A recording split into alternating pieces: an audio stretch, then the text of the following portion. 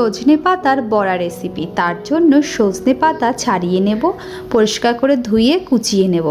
তার মধ্যে নিয়ে নেব 3 চামচের মতন চালের গুঁড়ো, আর দিয়ে দেবো সামান্য পরিমাণে নুন, আর 2 চামচের মতন পোস্ত, আর দেব সামান্য একটু হলুদ গুঁড়ো, দিয়ে ভালো করে কিন্তু একটু মাখিয়ে নেব। আর দিয়েছি 1 চামচ জিরের গুঁড়ো, লঙ্কার গুঁড়োটা স্বাদ অনুসারে দেবেন। পেঁয়াজ কুচি দিয়েছি, দিয়ে একটু মাখিয়ে নিয়ে তারপরে 1 চামচ কি 2 চামচ বেসন দিয়েছি, দিয়ে ভালো করে মাখিয়ে গোল গোল করে বড়া ভাজতে রেডি হয়ে যাবে আমার এই মুচমুচে সজনে পাতার বড়া। খেতে কিন্তু অসাধারণ লাগে বন্ধুরা, একবার হলেও রেসিপিটা ট্রাই করবেন। যাদের হাই প্রেশার সুগার তাদের জন্য কিন্তু ভীষণই ভালো, তেমনই ক্যালসিয়ামের যাদের ঘাটতি আছে তাদের জন্য কিন্তু অনেক অনেক ভালো। বাচ্চারাও কিন্তু এই বড়াটা সুন্দরভাবে খেয়ে নেবে আনন্দ সহকারে। অবশ্যই একবার ট্রাই করবেন। ও হ্যাঁ, কোথা থেকে দেখতে সেটা অবশ্যই করে কমেন্ট করে জানাবেন।